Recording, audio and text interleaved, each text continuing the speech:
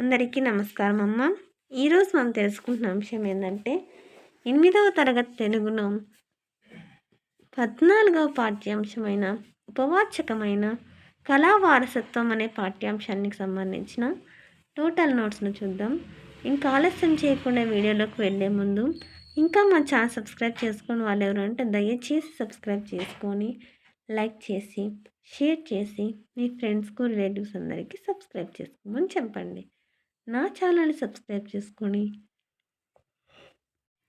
ప్రత్యక్షంగా పరోక్షంగా సపోర్ట్ చేస్తున్న వాళ్ళందరికీ పేరు పేరున ప్రత్యేకమైన హృదయపూర్వక ధన్యవాదములు. ఇంకా ఆలస్యం చేయకుండా వీడియోలోకి వెళ్ళిపోదాం. కళల ద్వారా జాతీయ సమైక్యతను ఎలా సాధించవచ్చో వివరించండి.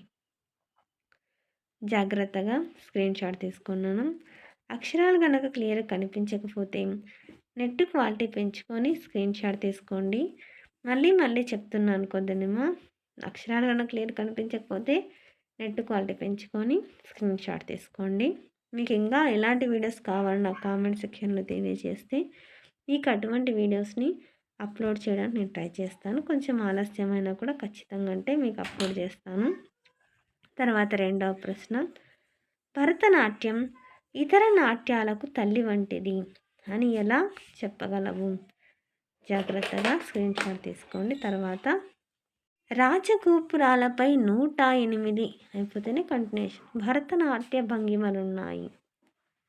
తర్వాత మూడవ ప్రశ్న, రైతుల నృత్యంగా ఆవిర్భవించిన భాంగ్రా అంతర్జాతీయంగా జనాదరణ పొందడాన్ని బట్టి నీవు ఏమి గ్రహించావు? జాగ్రత్తగా స్క్రీన్ షాట్ తీసుకో.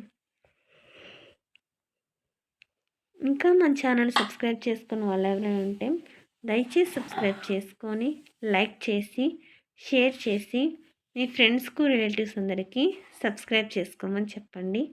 నా ఛానల్ని సబ్స్క్రైబ్ చేసుకొని ప్రత్యక్షంగా పరోక్షంగా సపోర్ట్ చేస్తున్న వాళ్ళందరికీ పేరు పేరున ప్రత్యేకమైన హృదయపూర్వక ధన్యవాదములమ్మ.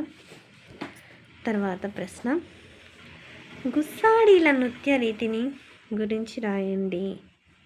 జాగ్రత్తగా స్క్రీన్ షాట్ తీసుకోండి. గుస్సాడీల నృత్య రీతిని గురించి రాయండి. ఎక్కడికక్కడ స్క్రీన్ షాట్ తీసుకోండి. ఇంకా మన ఛానల్ సబ్స్క్రైబ్ చేసుకుని వాళ్ళు ఎవరైనా ఉంటే దయచేసి సబ్స్క్రైబ్ చేసుకొని లైక్ చేసి షేర్ చేసి మీ ఫ్రెండ్స్కు రిలేటివ్స్ అందరికీ సబ్స్క్రైబ్ చేసుకోమని చెప్పండి. నా ఛానల్ని సబ్స్క్రైబ్ చేసుకొని ప్రత్యక్షంగా పరోక్షంగా సపోర్ట్ చేస్తున్న వాళ్ళందరికీ పేరు పేరున ప్రత్యేకమైన హృదయపూర్వక ధన్యవాదములు. తర్వాతి ప్రశ్న, కథాకళి ఒడిస్సీ నృత్య రీతుల ప్రత్యేకతను వివరించండి. ఇది కథాకళి. తర్వాత కూడా కథాకళి కంటిన్యూషను. తర్వాత ఒడిస్సీ నృత్యం. జాగ్రత్తగా స్క్రీన్ షాట్ తీసుకున్నాను. ఎక్కడికక్కడ స్క్రీన్ షాట్ తీసుకోండి. ఒకవేళ అక్షరాలు కన్నా క్లియర్ కనిపించకపోతే నెట్ క్వాలిటీ పెంచుకొని స్క్రీన్ షాట్ తీసుకోండి.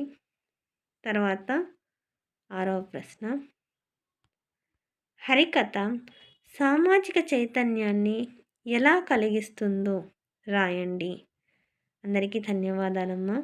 ఇంకా మన ఛానల్ సబ్స్క్రైబ్ చేసుకుని వాళ్ళు ఎవరంటే దయచేసి సబ్స్క్రైబ్ చేసుకొని లైక్ చేసి షేర్ చేసి మీ ఫ్రెండ్స్కు రిలేటివ్స్ అందరూ సబ్స్క్రైబ్ చేసుకోమని చెప్పండి.